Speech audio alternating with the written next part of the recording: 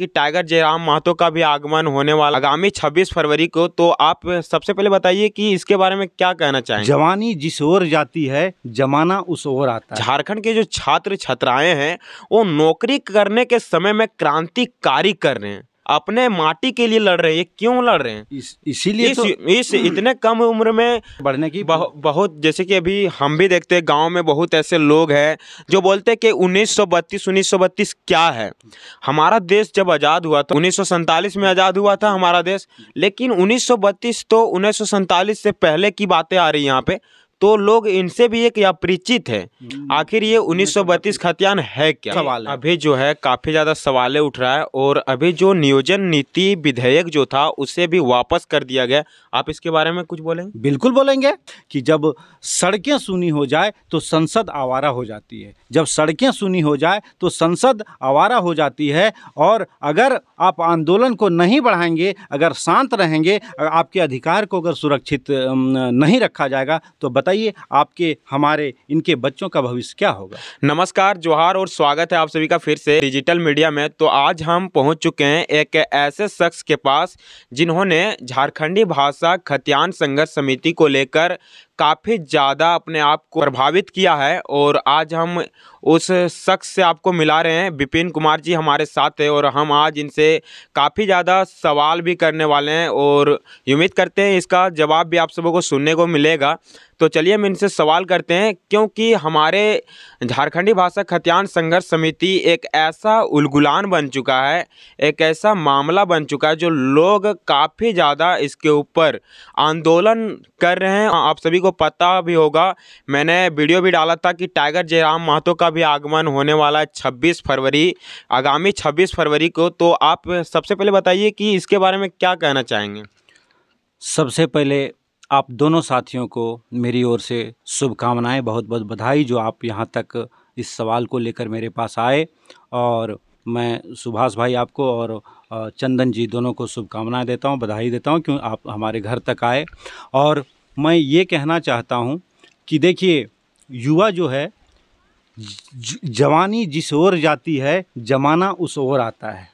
तो आज जयराम दादा ने जिस तरह से झारखंड में, पूरे झारखंड में अपनी स्थानीयता को, अपने खतियान को सुरक्षित करने के लिए जिस प्रकार उन्होंने आंदोलन लेकर के आगे बढ़े, ये बहुत बहुत स्वागत योग्य कदम है।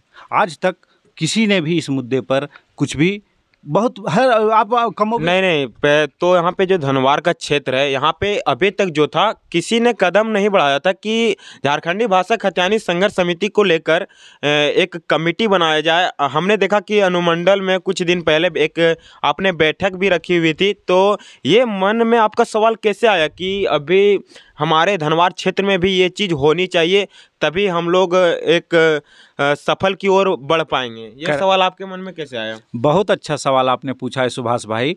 एक्चुअली मैं वेट एंड वॉच की स्थिति में रहता हूँ। पहले मैं देखता हूँ कि कुछ लोग वहाँ कर रहे हैं या नहीं कर रहे हैं। बहुत लोगों ने सोशल मीडिया के प्लेटफॉर्म से अपनी इस आवाज़ को बुलंद की थी, लेकिन मैंने सोचा कि जब अब कोई नहीं आगे आ रहा है तो मुझे प्रमुखता से इस पर आगे बढ़ना पड़ेगा। और आपने हाल फिलहाल में देखा, अनुमंडल कार्यालय में हम लोगों ने अपनी उपस्थिति दर्ज कराई, बहुत सारे अच्छे लोग वहाँ आए और धीरे धीरे अब हम हर पंचायत की ओर, बैठक की ओर बढ़ रहे हैं। कल हम जयराम दादा से मिले थे और मोतीलाल भाई से भी मिले थे और यहाँ संगठन विस्तार पे अब ज़्यादा चर्चा हो रही है और हम लोग इसको लेकर के आगे बढ़ रहे हैं। मैं एक ही चीज़, उन्होंने एक चीज़ हमको ये बोला था और ये बहुत बड़े शायर ने लिखा था कि जब सड़कें सूनी हो जाए तो संसद आवारा हो जाती है। जब सड़कें सूनी हो जाए तो संसद आवारा हो जाती है। और अगर आप आंदोलन को नहीं बढ़ाएंगे, अगर शांत रहेंगे, आपके अधिकार को अगर सुरक्षित नहीं रखा जाएगा तो बताइए आपके, हमारे, इनके बच्चों का भविष्य क्या होगा।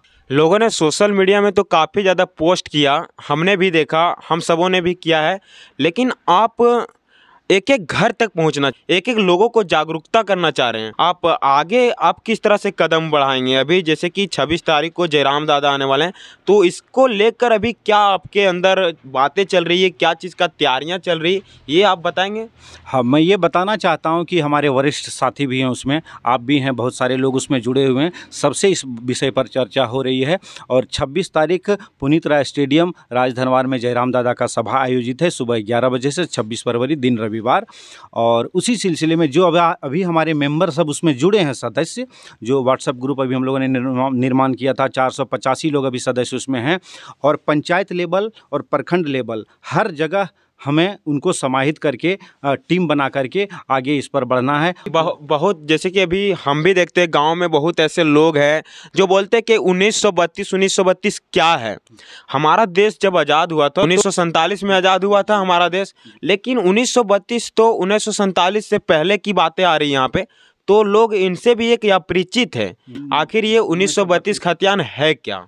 1932 का खतियान आपका आधार है, क्योंकि भारत में 28 राज्य हैं, सबकी अपनी अपनी स्थानीय नीति वहाँ की, अपने युवाओं को। फिर आपका मकसद क्या रहा झारखंड अलग करने का? बिहार से आज झारखंड अलग हुआ किसके लिए? आपको संरक्षित करने के लिए ना।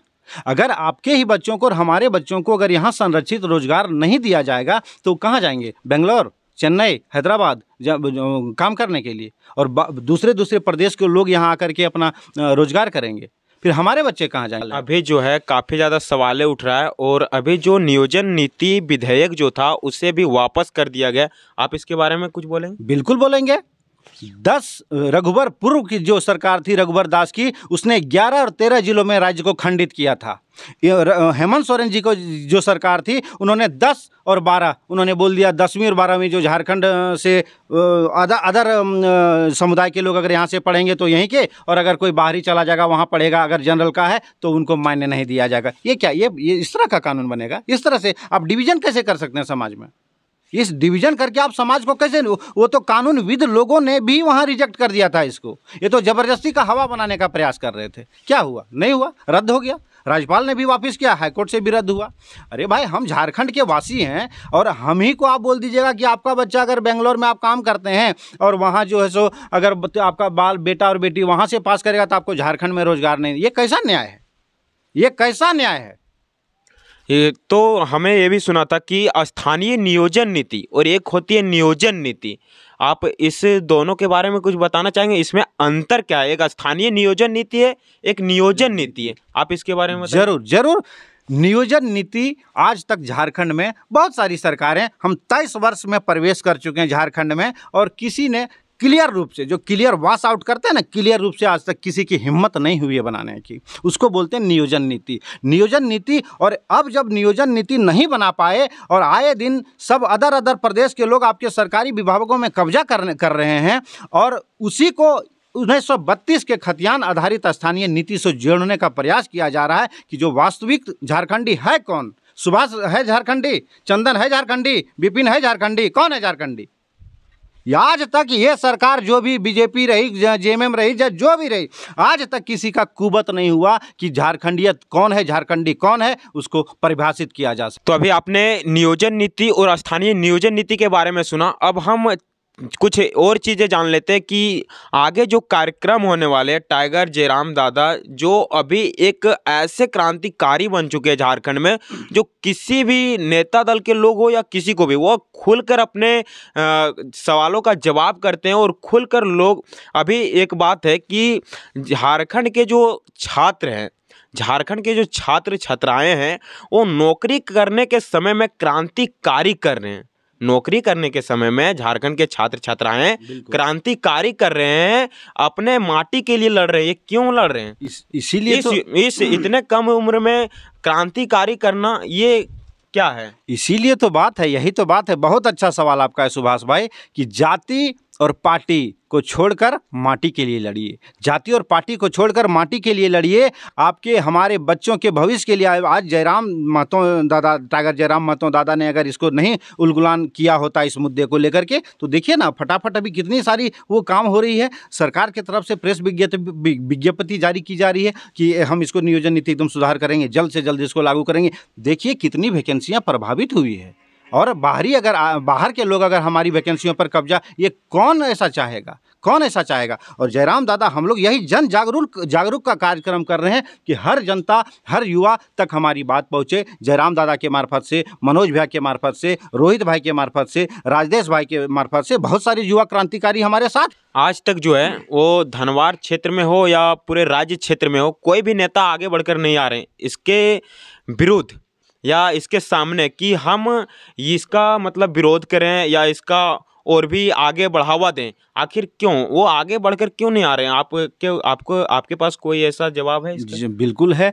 स्वार्थ जो है ना, आपके अगर आप में स्वार्थ से अगर आप ऊपर उठते हैं, आज मैं भी देखिए प्रतिनिधित्व किया था चुनाव में, चुनाव लड़ा था मैं भी, और हमको लगा कि ये अपना ज़मीर को ज़िंदा रखने के लिए इस आवाज़ को बुलंद करने की ज़रूरत। आप देखेंगे बहुत सारे मुद्दे पे लोग नहीं बोलेंगे, वो विशेष किसी संगठन से, किसी और संगठन, कोई और पार्टी, कोई और छोटे-मोटे क्षेत्रीय दलों से जुड़े हुए हैं, वो इस सब मुद्दे पर नहीं बोल पाएंगे। उनके लिए उसके लिए चाहिए थोड़ा-सा बोलने के लिए, एक होता है ना गुर्दा, नहीं तो उनका स्वार्थ अहित हो जाएगा, हित नहीं हो पाएगा, उनको नुकसान हो जाएगा, उनको बर्खास्त किया जाएगा। तो क्यों कोई अपना स्वार्थ में इस चैलेंज को लेकर के वो करेगा? कल टाइगर जयराम महतो का मैंने एक सुन रहा था, उनकी आवाज़ सुन रहा था हजारीबाग का में जो भाषण दिए थे वो चीज़ को मैंने सुन रहा था। तो वहाँ पे बताया जा रहा था कि अगर झारखंड में जो विधायक है, हजारीबाग का विधायक जो है भी मनीष जायसवाल है और उसका घर जो है उत्तर प्रदेश है। आप इसके बारे में कुछ बोलेंगे? यही तो दिक्कत है।